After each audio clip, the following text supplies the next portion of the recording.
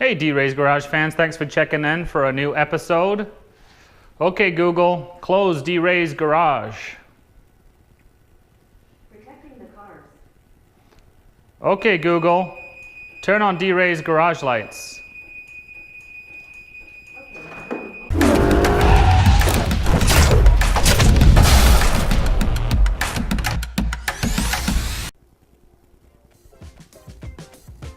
All right, so here's our subject for the day. This is a 2014 Audi S5. As you can see, we have, actually we're gonna go in a little bit closer here. You can see where there is actually a very good looking black vinyl trim from a tape job I did maybe 6 months ago now. And it was excellent there. But as you can see on the rest of it, it remained the brushed chrome, shiny chrome look. And that was because the way that the edges work here, it was just almost impossible to get a good edge working.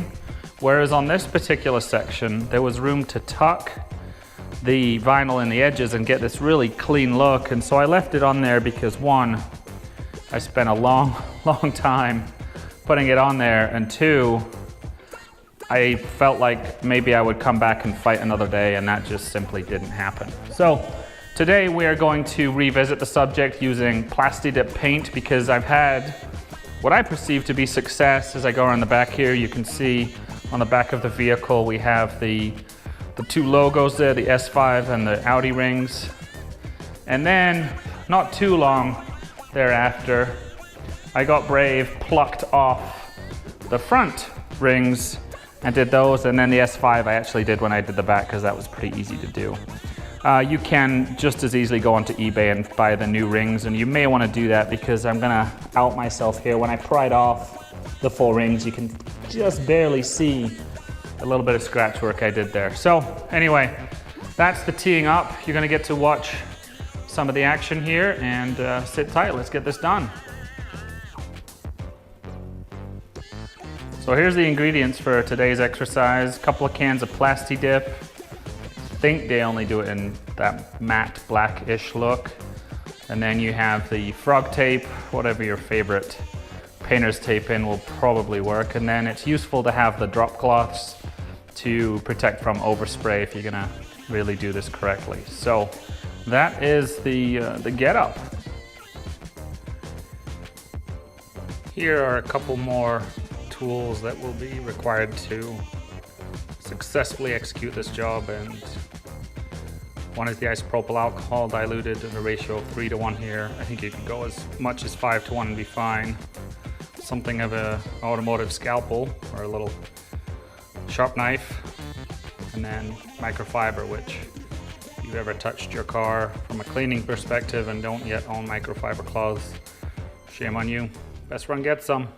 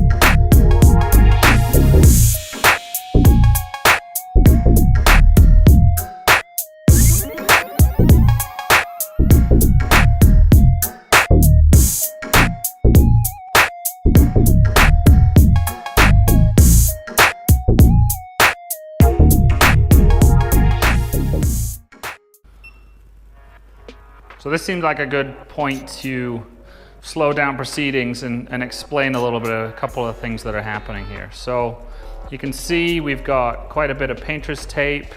You can see we've got the plastic on there, that's for overspray. Probably a couple of the significant items are, you can see there's a gap above and below the actual desired coverage point. And that is, if all goes well with this rubberized paint, which is PlastiDip, it should grab these corners and hold where we want it to and peel off where we don't. Some of that's a function of how you spray. Some of that is a function of just the material itself, and where it catches an edge, it breaks free. Honestly, it's kind of like Apple devices. It's just a little bit supernatural at times, but it worked on the logos. You do have to be a little bit careful. It's not completely bulletproof, so when it starts to be a little challenging, then go slow. This is another area that some of you will and some of you won't have to deal with. This is the side mirrors. So you can see there, we've got the metallic colors here. We had some of the black trim here. You can see how I forgot to tape. Well, maybe you can see now. I forgot to tape there, so that'll be a fix before we start spraying. And then on the other side, there is my, oh, this might be tricky.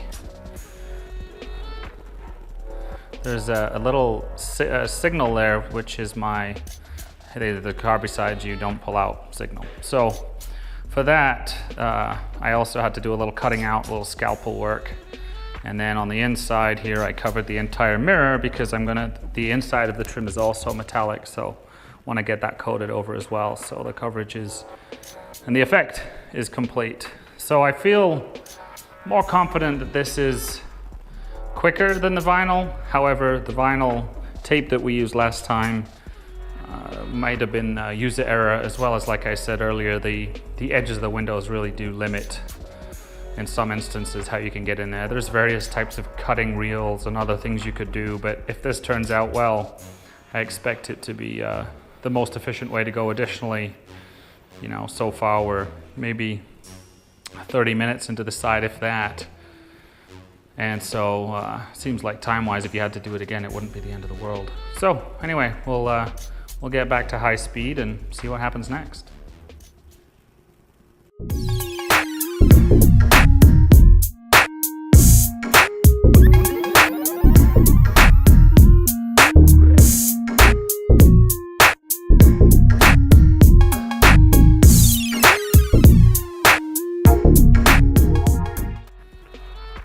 So I want you to see this coat specifically.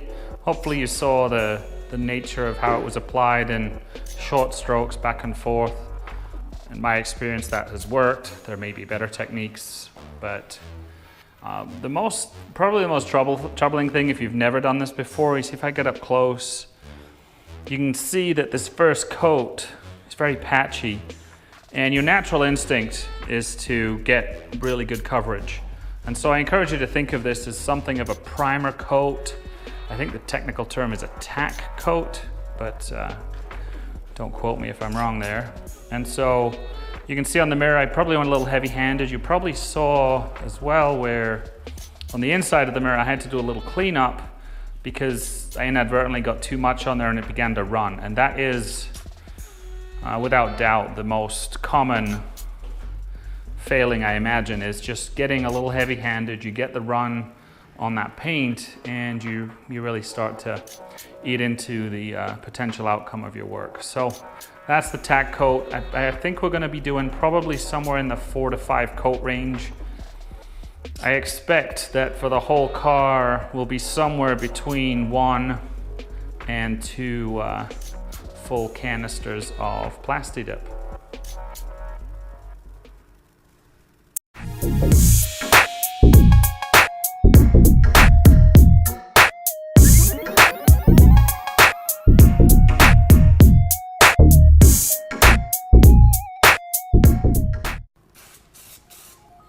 So short bursts back and forth.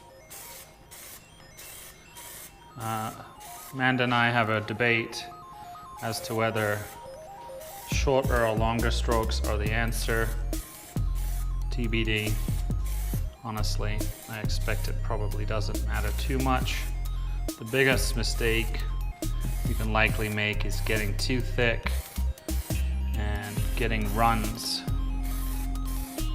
which will look like drips, and you don't want drying drips on your car, I'm guessing.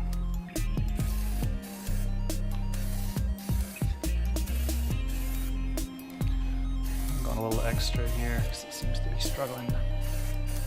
One thing I forgot to mention earlier is that I did do a wipe down with a 3-to-1 dilution of isopropyl alcohol, and that just gets the surface prepped and cleaned in order to be able to take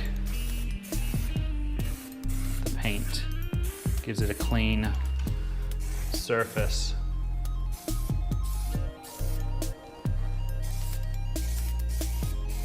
All these nooks and crannies you have to get into.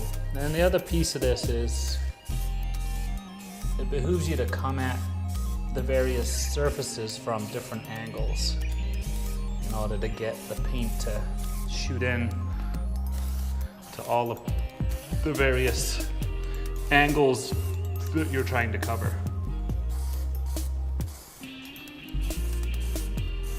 And then, as always, when I'm PlastiDipping, there's a large amount of fingers being crossed for the removal process, which is by far the most exciting aspect.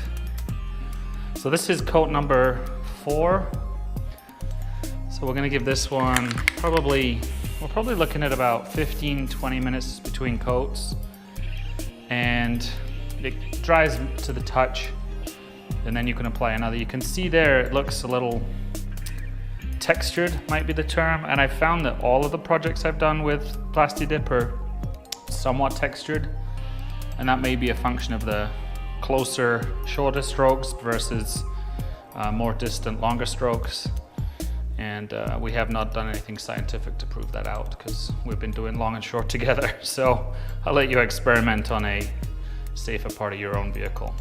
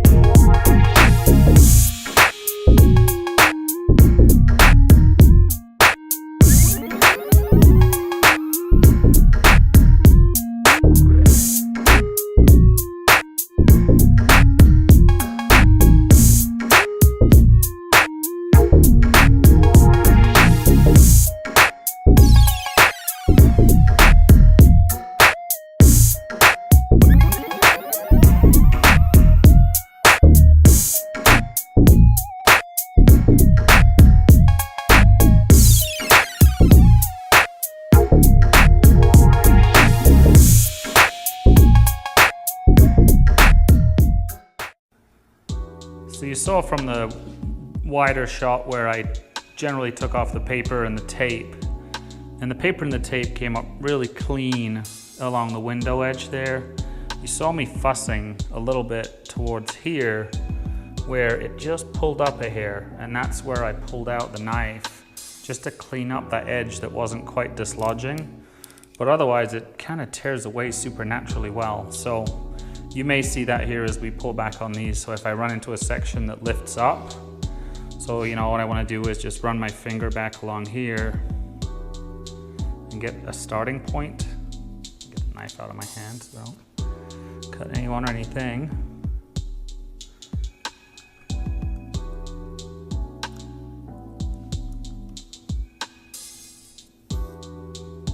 Yeah.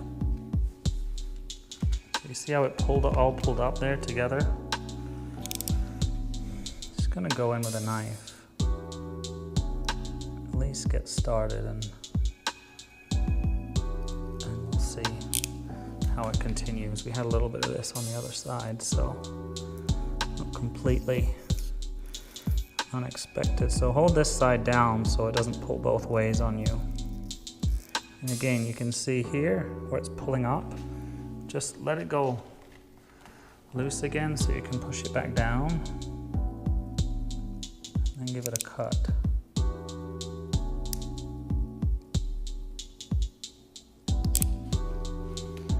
And it's a little tacky, so not the paint itself, just the product.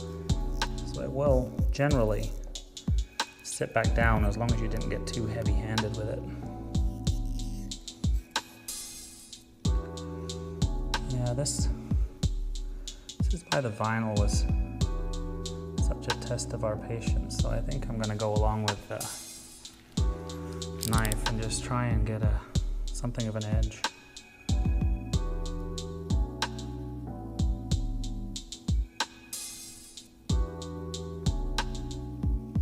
Just use the contours of the car to stay in your lane, and much like the rest of everything with this project, slower is better.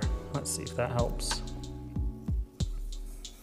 And then lifting, pulling away from the cut, the surface you want, and it pulls up.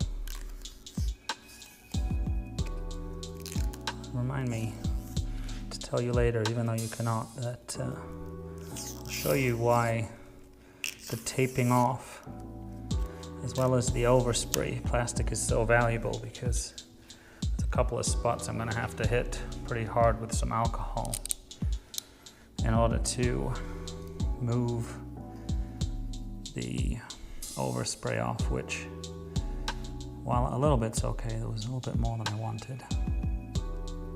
See here, I'm just trying to follow along the line. Hope to heck I'm hitting it and everything's black, so it's not really jumping out at me. Probably should have put some bigger lights on.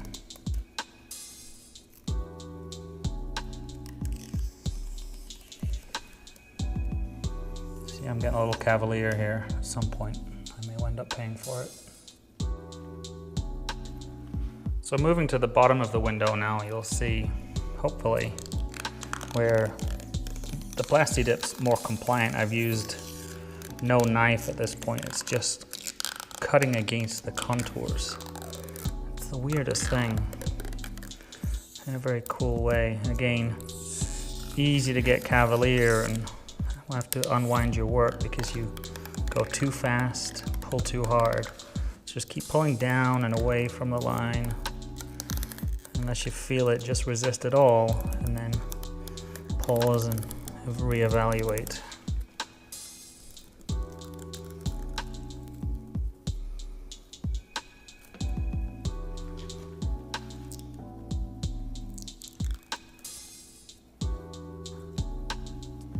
So that was a pretty clean run there. So now we'll go to the mirror. You can see how this PlastiDip got all on this black part here. I'm just gonna peel that off later. I had no intentions of keeping that on there. That was just there because it was cutting down the window line. So we'll get that here in a second.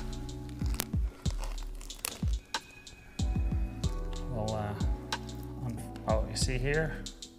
This is a good example of a spot where you need to cut, otherwise it tugs away.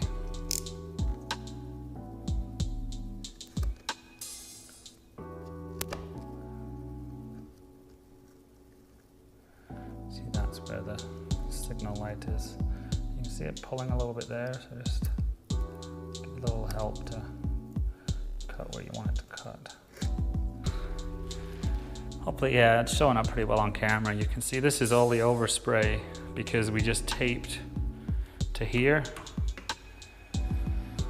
And just by the nature of the way the paint comes out of the can, there is overspray. So on the other side, I just used that isopropyl alcohol dilution and a microfiber cloth and just worked on it until it came up without being too aggressive. The thing to remember when you do that is when you take the alcohol to it, you're stripping off any waxes or sealants you may have on there. So just remember, if you're relying on those for beading or cleanliness of your car, you're gonna have to reapply those. Or be smart about it, cover it up to begin with.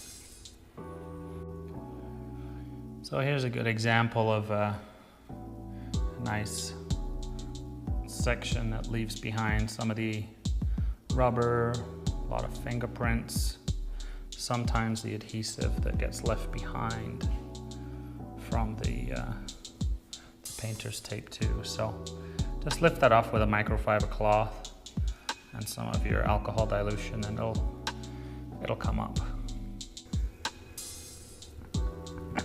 All right, folks.